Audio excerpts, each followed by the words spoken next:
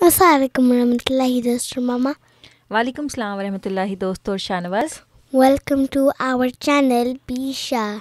Today we are going to be reading you a story from Hazrat Bilal. रज़ी अल्लाह ताला अन्हु। प्यारे बच्चों, जैसा कि आप जानते हैं कि हमने ये किताब हज़रत बिलाल के बारे में शुरू की हुई है और उम्मीद है कि आपने इसकी प्रीवियस वीडियोस देख ली होंगी। शानवाज, आज हम इसका जो पार्ट पढ़ेंगे उसका टाइटल है मसाइब के पहाड़। मसाइब क्या होता है? Mountains? पहाड़ को कहते हैं माउंटेन्स, और मसाइब कहते हैं मुश्किलों को, डिफ़िकल्टीज़ को, पेन को। तो हम देखते हैं कि इसमें क्या है। ठीक है, बिस्मिल्लाहिर्रहमानिर्रहीम। प्यारे बच्चों, हज़रत बिलाल कहते हैं कि फिर मेरे हाथ रस्सियों से बांध दिए गए। आपको याद है कि उनके मालिक ने किस तरह से उनको कहा था कि सुबह हो जाएगी तो मैं तुम्हारी सुबह को मरम्मत करूँगा, वरना रात को तुम आराम से सो जाओगे और सुबह को ठीक हो जाओगे, तो मैं सुबह कल दिन में तुम्हारी पिटाई करूँगा। तो उन्होंने सुबह को क्या किया, हाथ रस्सियों से बांध दिए गए और मेरी गर्दन में रस्सी डाल दी गई। जैसे जानवरों की गर्दन में रस्सी डाल देते हैं ना, इस तरह से एक उनके गर्दन में रस्सी डाल दी गई। और जिस खुशी से मैंने उस दिन ये रस्सियाँ बंधवाईं, इस जैसी खुशी मुझे पहले कभी नहीं मिली। शायद वो खुश क्यों थे, बताओ? I don't know. Because he was going to Allah. वो इसलिए खुश थे कि उनको ये तकलीफ़ अल्लाह ताला के ऊपर बिलीव करने से मिल रही थी। तो जो लोग अल्लाह ताला से प्यार करने वाले होते हैं, उनकी राह में जब कोई तकलीफ़ आती है तो वो खुशी से उसको अपनाते हैं और उनको खुशी होती है कि अब अल्लाह ताला उनसे मज़ीद खुश होगा। फिर वो कहते हैं कि मुझे ग़ुलामों की कोठरी यानी कि एक छोटा सा हट में बंद कर दिया गया, फेंक दिया गया, और अब मुझे मौत का इंतज़ार रहा। मौत क्या होती है? डेथ, मौत कहते हैं डेथ को। मौत के इंतज़ार में बहुत से चिराग रोशन हो जाते हैं। मुझे अपने वालिद की याद आई जब वो एक रंगरेज़ के बड़े बड़े कराहों पर रंगरेज़ी का काम करते थे। रंगरेज़ी कहते हैं मतलब वो पेंटिंग का काम करते, जैसे पेंट करते हैं ना दीवारों वगैरह पे, Like artists. हाँ जी। तो वो उनके बड़े बड़े कड़ाहों कहते हैं जो कुकिंग के जो पॉट्स होते हैं। इस होलनाक मेहनत की वजह से वो कबल अज़ वक़्त बूढ़े हो गए। और फिर मुझे अपनी माँ की याद आई जिन्होंने मुझे जन्म दिया, और वो खांसी की मरीज़ थी और खांसते ही उन्होंने दम तोड़ दिया था। मेरे माँ बाप बहेरा कुलज़म के उस पार हबशा के मुल्क से आए थे। वो ग़ुलाम कैसे बने, ये बात उन्होंने मुझे कभी नहीं बताई। अलबत्ता मेरी माँ ने मुझे ये ज़रूर बताया कि तुम्हारे हमल के वक़्त तुम आज़ाद थे, लेकिन तुम्हारी पैदाइश ग़ुलामी के दौरान हुई। इसी वजह से मुझे हमेशा ये यकीन रहा कि मेरी इब्तिदा तो आज़ादी से ही हुई थी।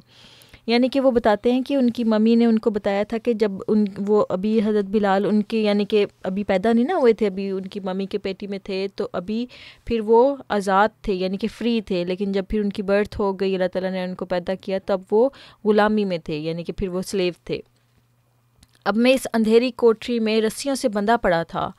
मेरी खाल कटी जा रही थी क्योंकि रस्सियाँ जो होती हैं ना वो इतनी ज़्यादा तकलीफ़ दे होती हैं स्किन के ऊपर, और मैं अगले दिन के सूरज के इंतज़ार में था।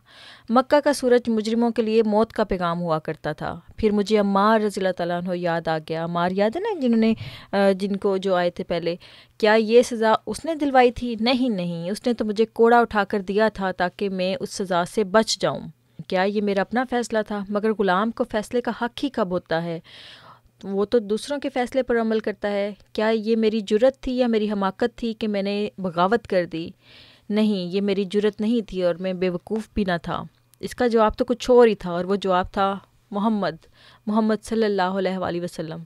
मैंने मोहम्मद सल्लल्लाहु अलैहि वसल्लम को बारहा देखा था, लेकिन उनसे बात कभी नहीं हुई थी। जब हज या दूसरे मेले ख़त्म हो जाते तो मैं मक्का अपनी पहली हालत पर आ जाता। लोग मेरे पास से गुज़रते, ग़ुलाम को किसी की क्या परवाह थी, लेकिन मोहम्मद सल्लल्लाहु अलैहि वसल्लम, उनकी तो बात ही कुछ और थी। वो जब भी उन पास से गुज़रते तो उनकी निगाहों में कुछ अपनाइयत होती थी, लेकिन अब तो वो खुदा का एक अज़ीमुश्शान निशान थे।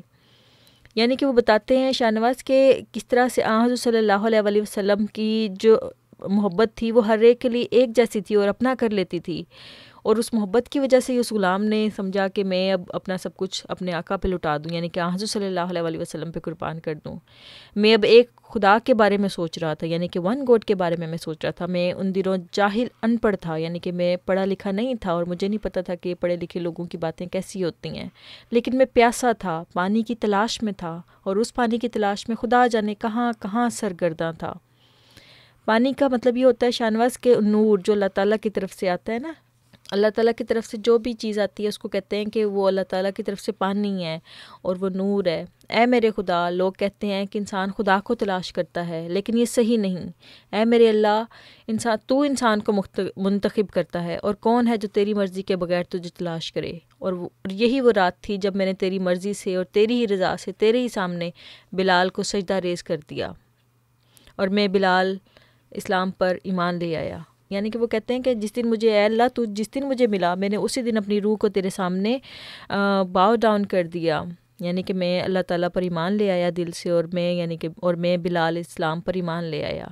اب وہ کہتے ہیں کہ اب میری رسیاں، اب میری دردیں اور میری تکلیف اور میری خوشی کا سامان بن گئی تھیں، کیونکہ وہ سب کچھ اللہ تعالیٰ کی وجہ سے ہو رہا تھا نا شاہ نواز، کیونکہ ان کو تکلیف جو ساری مل رہی تھی، وہ ساری جو جس طرح سے آپ کو یاد ہے شہزادہ عبداللطیف کو انہوں نے تکلیف دی تھی بادشاہ نے، لیکن پھر بھی وہ بالکل بھی نہیں ڈرے۔ تو یہی حال حضرت بلال کا تھا کہ ان کو جب وہ رسیاں باندھی گئی تھیں تو وہ بالکل خوشی کا سامان بن گئی تھیں۔